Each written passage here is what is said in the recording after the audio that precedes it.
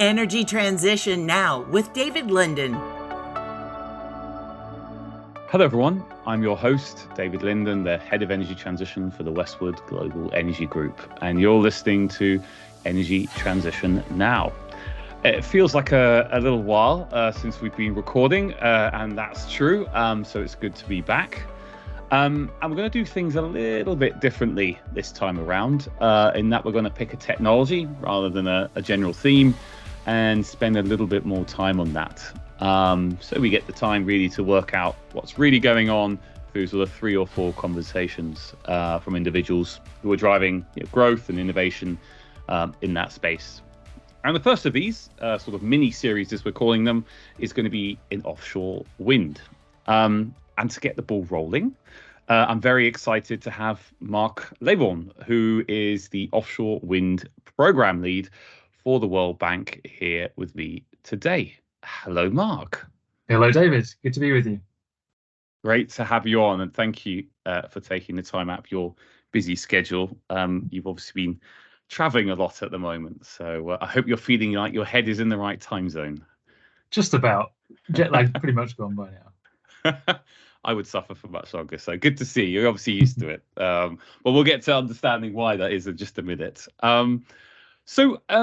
Look, I mean, you always run out of time in these things very quickly, but it is helpful to spend a bit of time talking about context, Mark. And while the World Bank is something that's been around, I guess for a while, relative terms, and people have heard about it, they might not quite fully understand what it does. Could you maybe just start off by explaining what is the World Bank? What's its purpose? Absolutely. I think it's a household name, but often people misunderstand what it is and what it does and how we do it. Certainly, I felt that when joining the bank 3 years ago. Essentially, we're an international financing institution that provide finance, policy advice, and technical assistance to governments of developing countries. And the main aims of the bank are really to reduce poverty, increase shared prosperity, and to promote sustainable development. So it's quite a broad remit, but we cover the globe, as you imagine, and focus for me and the group that we work with is energy. And I guess an important phrase there is, as you say, it's the developing country side of things. So you're not necessarily going to your kind of OEDC type countries and trying to encourage things to happen there. You're doing that in developing countries. Exactly. It's low and middle income countries. Yeah. Okay. So I guess historically, that's an interesting point. Offshore wind has been something that's been thought about from a different kind of profile of country, if you don't mind me saying it in that way. So why has the World Bank as such kind of picked offshore wind as one of its focus? Why does it merit a focus as such? Yeah, you're completely right. Offshore wind was, I suppose, often seen as the expensive cousin to onshore wind and restricted to development in some of these more higher income countries like Northern Europe. But I suppose in around 2017, let's say, we saw the industry really maturing and costs coming down quite quickly, becoming really affordable. And we felt that this was the right time to start thinking about its applicability for low and middle income countries. So we looked at the resources around the world and not just focusing on these OECD countries. We looked at all the different countries that had an offshore wind resource. And out of those, we identified about 75 developing countries that had got a meaningful offshore wind resource. And these comprise, I suppose, a total technical potential of about 13,000 gigawatts. Goodness. Okay. So in the context, we're about 60 or 70 gigawatts now installed capacity globally. 13,000 gigawatts is a really a big opportunity, particularly when many of these countries have got much smaller installed capacity than that. Okay, so that's 13,000 gigawatts just in these 75 developing. Just in those. That's globally, just in those 75 countries. Okay, wow. I suppose to put that in context, I think the total global technical potential is 71,000 gigawatts. Okay, yeah. Or thereabouts. So it's a portion of that, clearly, but there's still an incredible opportunity there for developing countries. Yes, I was going to ask you, so how big is that relative to the global kind of potential? But it is still a decent enough chunk to be going after. I mean, 30,000 gigawatts is, several countries current Absolutely. supply or demand for electricity. Okay, Indeed. okay. Yeah. Perhaps just to give it a little bit more context, I suppose the other point was, I suppose the IEA and IRENA have both sort of estimated that around 2,000 gigawatts is needed globally by 2050 to reach net zero. So our feeling was that the focus shouldn't just be on high-income OECD type countries, because large-scale renewable energy generation is also required for these low and middle-income countries, and especially those with large and growing emissions. So we formed the Offshore Wind Development Program really to start helping these countries to consider their resource potential, and how they could go about investigating and implementing this technology. Thank you. Yeah, I mean, people often forget that offshore wind is currently, I think, the fastest growing renewable on the planet, right? They often think about solar or others, and actually, okay, it's starting from a lower base, but in a more mature setting, let's just say it is already the fastest growing. So I can kind of see why not elsewhere, right? They all have oceans and shores to take the opportunity of. Okay, so tell us a little bit more about this offshore wind development program then. You mentioned it works with developing countries, etc. But how do you actually engage here? What are sort of the things that you do? Sure. So the program's a partnership between SMAP, which is the Energy Sector Management Assistance Program within the World Bank. Yeah. Which, if you think of it like a bit like a think tank on energy for the World Bank, covering everything from clean cooking to energy storage to renewable energy, the whole range of energy sector, in partnership with the International Finance Corporation, which is the private sector arm of the World Bank Group. So it's important to get both the World Bank, which is the public sector side, and the IFC, which is the private sector side, coming together. So we're working as a group to cover the challenges that we're facing. And the way the program works is we're a global program, so we've got the knowledge and expertise to support the different countries that the bank works with. And our World Bank country teams have the relationship ultimately with their an engagement with their client country governments. So we work with these teams to include offshore wind as part of the ongoing dialogue that they have on energy. And as we have these discussions, as the teams work with the governments, eventually there's typically a request from those governments to have some support on offshore wind, looking at what is the opportunity there, and again, how should they go about addressing that and implementing it. And we're starting from scratch in all of the countries that we're working with. They've not thought about offshore wind before. They're really just getting to understand what the opportunity is. So they don't have any policies or frameworks or regulations that are in place to get offshore wind going. So really, we're starting at that point where we're educating and advising on building that sort of framework to start offshore wind. And ultimately, as you'd imagine, we're a bank, so we're eventually hoping to provide financing to help implement these projects, whether that be on the public sector side, it could be on the infrastructure, so things like transmission grids and port investments. It could be through risk mitigation instruments to the governments, such as guarantees. So we're trying to bring in international private financing to lower risks and lower financing costs. And then on the IFC side, on the private sector side, that could be financing the projects directly themselves. It could be financing any private sector industry, so it could be manufacturing, could be vessels, could be ports. So we should be able to cover the whole sort of value chain of offshore wind, depending on what is needed within each country. Fascinating. Okay, so you're almost like the first port of call for many of these countries. But how are you almost choosing which ones to work with, though? So from the kind of the 13,000 potential, and many of them not having any of the as you say, the basics in place to be able to make an offshore wind industry grow, that's great. But where do you start and why? Or how? It's a great question. How?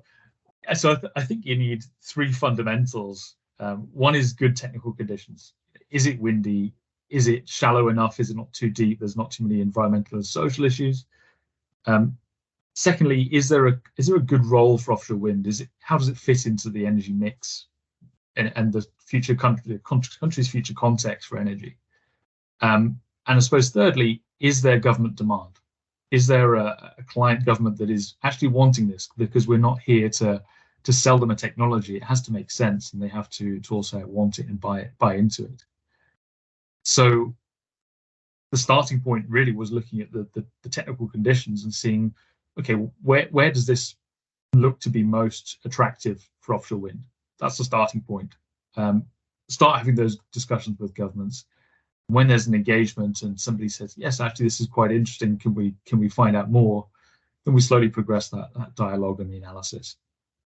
And that starts, I suppose, when we start to find out what the role of offshore wind is, because it's different in every single country. It's not just about providing large-scale renewable energy generation. It could be diversifying the energy mix. It could be filling in the gaps where hydro resources is lower. It could be providing jobs. Every country has got its different drivers for doing this. Okay, it might be nice to come back in a minute to some examples of each sort of different countries who have got different drivers around that. But just before we sort of leave the whole kind of the program itself and maybe look at some more examples, within that, obviously there are a lot of corporates now looking to try and say, look, offshore wind is a key part of my strategy. There's other associations, I guess, who have members of great diversity, also sort of going into markets and saying, hey, we should go and do something here. What would you say is your distinction relative to those, and then B, how do you end up working with those organizations? Because I guess part of what I'm trying to sort of bring to light is how do you get involved versus others, so that people are kind of aware of your role within that? Absolutely. So we often are working on the government side with the government's interests in mind. But ultimately, we need these new markets to be attractive to the industry. Yeah. So we have to make sure that the frameworks that are in place and the opportunities is going to be attractive for developers and investors and the supply chain to come in and invest in that country. And we feel it's really important for us to share our knowledge and insights with others and vice versa. So when we're working with institutions like GWEC or the wider industry, we're looking at what is everyone seeing, both on the private sector side and the government side, because they're often very different viewpoints, and often there isn't in these new markets that sort of dialogue between the two. So I think it's really important to get that message from one to the other and vice versa, so that the people are sort of understanding what the concerns are, what the problems are, and what some of the solutions are to this. We also work with GWEC on some of our knowledge sharing outputs, like the key factors report that we published a couple of years ago, which tries to assimilate all the different learnings from the industry that we've seen develop so far. And also we work with them on a lot of events, such as the study tour that we ran in Europe last year.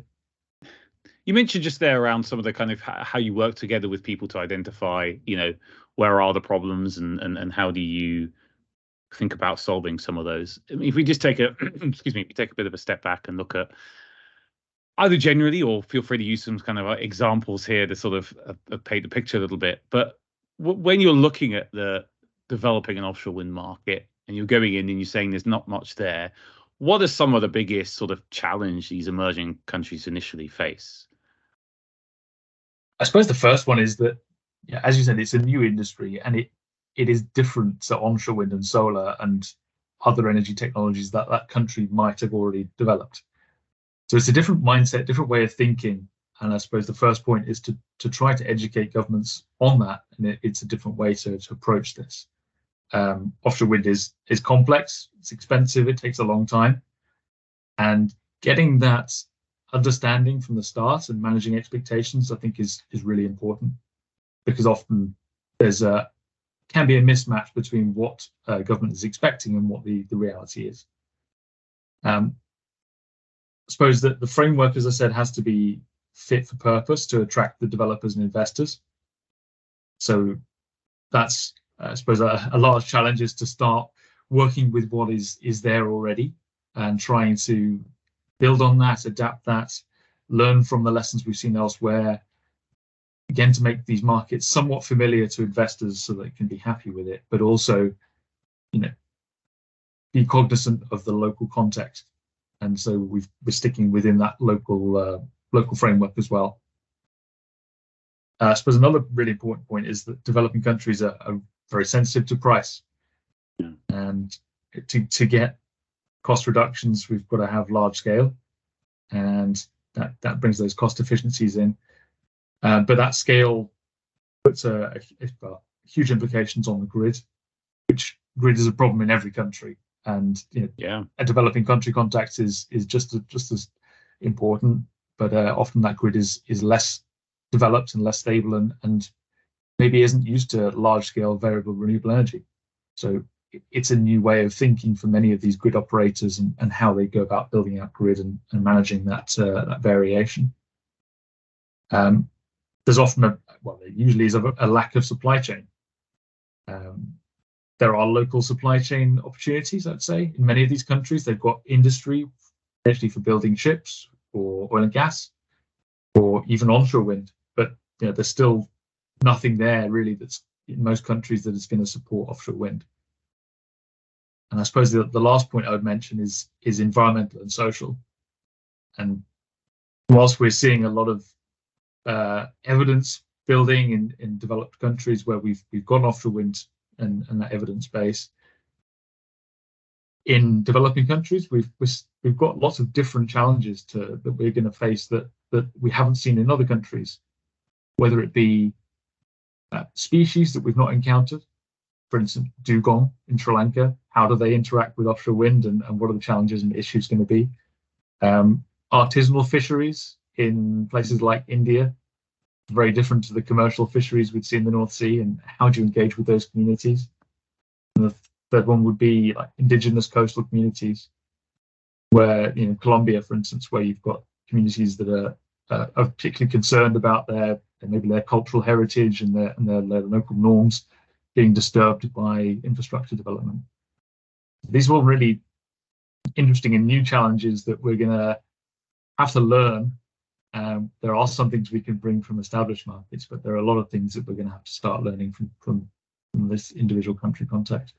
Yeah, I was going to ask you if there was some sort of commonalities as such with how it's growing up in other parts of the world, and whether these sort of more emerging markets as such to bring new challenges, and well, you're saying it there. They do bring some sort of nuances that maybe we do need to think about. Do you think that kind of means that it's going to take more time to develop an offshore wind industry elsewhere relative to other markets that I don't know have got fewer of these issues, or maybe haven't thought as much about these issues, should we say, as well, and haven't been as sensitive to them, and have had obviously a decade or two now to actually deal with them, right? This industry hasn't sprung up overnight. It's been a few decades in the making as such. I think there's going to be as I said, there are lots of challenges here to consider, and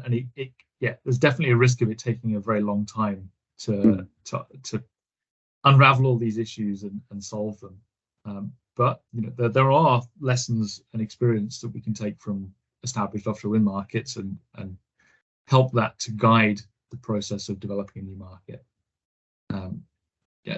Our program its objective is to accelerate the uptake of offshore wind in emerging markets. So we're trying to provide some of those lessons learned from these other markets and work with them in their local country context. So we'd hope that it's not going to take much longer than we'd see in an established market, but there are always going to be surprises, I think.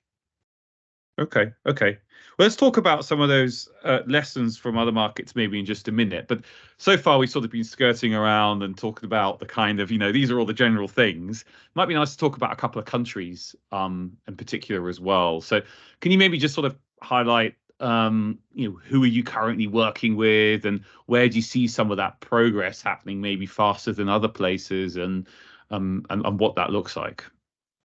Sure. So far, in the last 4 or 5 years since the program's been operating, we've worked with 25 governments on offshore wind. Wow. Okay. And that's ranging from large, quickly growing economies like India and Vietnam to some of the smaller island developing states like Dominican Republic and St. Lucia. So we're covering quite a wide range of countries. And as I said, they're all very, very different in their requirements, their challenges, their drivers for this. And some of the leading countries, I would say, are places like Brazil, Colombia, India, Vietnam, and the Philippines. And I would say in many of these cases, we're seeing the trend of the industry leading the push and the charge on offshore wind. Okay. Where we're seeing developers coming into a market and coming to the government and saying, we want to do offshore wind. Can you make this framework so that we can come in and invest in projects? So that pressure is essentially encouraging the government to act. And so they're starting then to make progress on understanding the challenges that they've got and coming up with solutions. So we've been providing these country roadmaps. You may have seen them. We've published about 4 of them so far. We've got a few others on the way. And that's really the starting point for us in just looking at some of these challenges and the opportunity and identifying some of the sort of important next steps for each country. But then we're really getting into the meat of the problem in sort of the next steps. That's really where we're starting to do some of that implementation of the frameworks and the policy. And to give you some examples, so last year, both Colombia and Brazil published resolutions or decrees on offshore wind, which are starting to set the competitive process for issuing offshore wind sites. We spent a lot of time working with both of those governments in thinking about what should be in those documents and those agreements, and getting those published to I suppose to signal to the industry that this is a country that's wanting to progress with offshore wind. And on India, in the last 6 or so months, we've been working very closely with the government on the tender documents that they're coming out with for India's first tender for offshore wind. India's been talking about offshore wind, I suppose, for the last 10 years, and there's been a big target of 30 gigawatts by 2030. And that's been around for some time, and I think it's really encouraging to see some meaningful progress being made now, and documents that developers can review and opine on and give some feedback. And I would hope, fingers crossed, we'll see a tender coming out from India this year. Okay. You expect the same from Colombia? Colombia, I'd say, is working on its tender documents, following up from the resolution, which set that overall framework for offshore wind competitive leasing. Yeah, the market chatter we have is sort of Q1 next year, but we'll see what actually happens. But okay, brilliant. I suppose I could say that last week we ran a series of half-day workshops with the Colombian government. Okay. To think through that resolution that came out last year. We brought together stakeholders from across government representing the Ministry of Energy, the Hydrocarbons Agency, DMAR, which is the Maritime Authority, ANLA, so the Environmental Licensing Authority, so a very broad range of government agencies to start talking about offshore wind and the challenges that they've got. And we spent quite some time going through all of the tasks that they need to think about to put that resolution into action, and to come out with some tender documents and begin that offshore wind tender. So we got into quite a lot of detail about the timeline and the actions and responsibilities. So I think they're in a really good place now to act on that. So I think some markets are clearly working very much in the detail and moving things forward, and others are just sort of seeing what the market wants and going from there, it seems. And one's, as you say, quite a corporate kind of push, developers looking to try and open markets, and other governments are moving things faster for different reasons. But yeah, I mean, I guess so what it says to me is that you're working very hard across, well, you said 25 different governments you've been working with. Some of them are making it closer now during that time. So you're seeing some of the fruits of your labor, which is great to see come through in some respects. But still, that sort of three-prong that you talked about around, the technical requirement all the way down to the actual need in country. They all need to align before everything starts to move forward. And so you can only do so much. Is that right, Mark? Would you say that you only do so much, and then those stars a little bit do have to align? The corporates need to be interested enough. The governments need to see and understand the need, etc. And you can obviously also provide, sort of financial incentives to maybe help move some of this, or financial packages, should I say, to move some of that forward together with the IFC. But it does kind of require essentially governments to then go yes and then move things forward. Completely. Yeah. And this won't make sense in every single country. There may be other technologies and other solutions that might meet their needs in the future. So offshore wind, they might have a good offshore wind resource, but actually, it might make more sense to do a lot more hydro or solar or onshore wind or other technologies, including interconnection with other countries. So it has to, as you said, it has to make sense for that country and for that demand to be there from the government. Absolutely. And actually, we see that in, I don't know, not emerging markets, but depends on what you mean by emerging markets here, but in somewhere like the US right now as well, right? So that's a market where offshore wind has been talked about for a while. It looks like it's moving ahead, but it's also hitting a number of blockers as you go forward. And that's for various reasons. And part of it seems to be, is this the appropriate technology that we really need at this time? Is it about jobs? Is it about, the cheapest source of electricity? What's driving that? You mentioned earlier around, lessons learned from other markets, or more recently emerging markets, and I mean in terms of the offshore wind space. What are some of the things that you are talking to governments about that you've seen elsewhere that has either gone really well or not as well? Maybe, right? There are lessons learned both ways in achieving that. Is sort of the UK the holy grail of examples of how everything should be done and it's perfect? You're allowed to say no. That's fine. Just because I live here.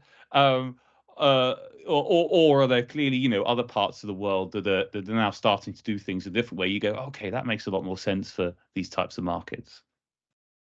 Yeah, I think I'd say that no market has got it completely right. Okay. There are good things and bad things from every country that has done offshore wind so far. So, and some of those lessons are applicable to countries that we're working with, and others are less applicable. And we have to find out which of those experiences are most suited to the country context. And I think some of the commonalities are lessons like the first offshore wind projects are always going to be more expensive in a new market. So there's immediately this barrier to entry to starting offshore wind, because it is going to be expensive, and it's going to be more expensive than onshore wind and solar. And the government, I think, has to accept that and work out how to reduce that cost of energy and how to make it affordable and acceptable to make that decision. And that's something we're working on at the moment through a study we're doing on the use of concessional financing, so lower cost financing to help reduce that cost of electricity for the first projects, because we realize that there's all these upfront risks and barriers that are going to slow development potentially, and we'd like to see those removed and progress be made. Some other sort of common themes that governments, I think, need to learn by doing. And that market has to evolve accordingly. But these governments won't get it right the first time. Perfection is the enemy of good. Sometimes you just need to say that is good enough, and let's move, and let's start to learn from this, these experiences we progress, and improve on the next round of tenders or auctions or whatever it may be. But it's really important to have that engagement with the industry to understand what those lessons are, and to be able to improve, really. Yeah, there's always that tension, though, I find, between long-term certainty and iteration to create, maybe not perfection, but to start to work towards something that really works for this country, for this situation. And then, of course, the industry grows, changes, new markets come up, and it is an interesting balance in offshore wind, particularly now, I find, where you've got constant change and people wanting also at the same time long-term clarity and security, because of course, people are wanting to underwrite their projects. They're wanting to make investments that take maybe 5-10 years to even get built, right, from when you first get your lease. And I think that's a slight difference between this industry and maybe other renewable industries or so, where that length of time it takes from that first engagement all the way through to actually building and operating a wind farm, an offshore wind farm, is a bit different. And I guess it's even more so uncertain in an emerging market because things will change. It naturally will change. And to your point, learning by doing is going to have to be part of it. So that's a natural balance that the industry as a whole, I think, is trying to deal with right now. But it seems like it's even more, I don't want to say extreme, but even more prevalent in emerging markets. Yeah, you're right. It is a risk. Development of offshore wind will invariably span different administrations in a government in these countries, and it would be lovely to have that certainty of continuity across those. But as you said, that there are going to be changes, and I think the only way that continuity can be given is the industry just continues that dialogue with the government and just keeps giving the messages of what are the challenges they're facing, what is going well, and how does the government help them to implement projects. I don't want to end on a negative note in any shape or form, but it is a difficult market right now that we're seeing across the world, and I'm talking about the mature markets in particular. Right, there's that whole discussion around cost and inflation in the market. How do you open up new markets, as you're trying to do in particular, and then working out where to place your bets, and governments almost sort of almost fighting for subsidies amongst each other now, et cetera, et cetera. And I'm just sort of trying to build a bit of a picture there, but it's obviously not exhaustive. But if you were to take a bit of a sort of crystal ball in your mind and go, from all the things that you're talking to about, with different countries around the world, what's kind of, in your mind, the biggest risk here to this industry, right? What's the biggest risk to this industry not quite taking off, always just being localized in the North Sea and a couple of patches in sort of North America and a couple of countries in Southeast Asia, obviously China as well in particular right now. But what's going to hold this thing back? I'd say one of the biggest ones is going to always be the government and the frameworks and the policy and I suppose the bureaucracy that could really slow things down. Okay. And we'd like to see things moving quickly, but often it doesn't work like that. You often have a lot of decisions that need to be made and policies and regulations implemented, and those can take a lot of time, and they can really slow things down. And if you don't get it right, which I said you won't get it right the first time, but you need to get it right enough that you can get that investment coming in. But if you don't get it right, then you can really slow things down and maybe even stop a market altogether. And we've seen that in some countries where progress has started, but actually it started on the wrong foot. I think it's really critical to get it right enough for that first step, deliver some projects successfully, learn your lessons, and then progress from there. And perhaps to end on a positive note, I'd say that thank you. I'd say that this is a truly global industry now. We've deployed offshore wind in about 19 countries, I think it is, to date. And I know that there are at least 20 countries that are seriously investigating or intending to develop offshore wind. So we've got some pretty big challenges to solve still, as you say, and this picture is constantly evolving, and we're learning and we're working out how to do things better. But I think this is a really global industry, and it's an industrial success story, and I hope that can be brought to some of the markets that we're working with. Perfect. No, absolutely, Mark. And I'm for one, I'm excited to see this industry growing. Right, so it's coming out of its shell in some respects over the last few years, and really starting to mushroom out to other countries. And it is brilliant to see the excitement around places like, Colombia as an example, right? And to see the work that you guys are doing there, and to come out with an actual tender at the end. That's a lot of hard yards being put in to make sure that comes to the market. So I think a lot of people are excited by that. It is, and I say it's a privilege to be in this position, and to be, I think, in the right place at the right time. And it's not often you get to be in an industry where you are in the right place at the right time. And I think as us in the global offshore wind industry, it really is an exciting time. So it's a good place to be. Perfect. All right, wonderful. Well, if anyone's looking for a job, I'm sure there's one in offshore wind out there for you. There are lots. Perfect. All right. Thank you, Mark, so much again for taking the time to come onto the podcast. Lots of really good, exciting things going on, and things to look forward to. A lot of people look at just the next year, but the next few years, there's going to be a lot of exciting stuff coming out. So thank you for sharing that all with us.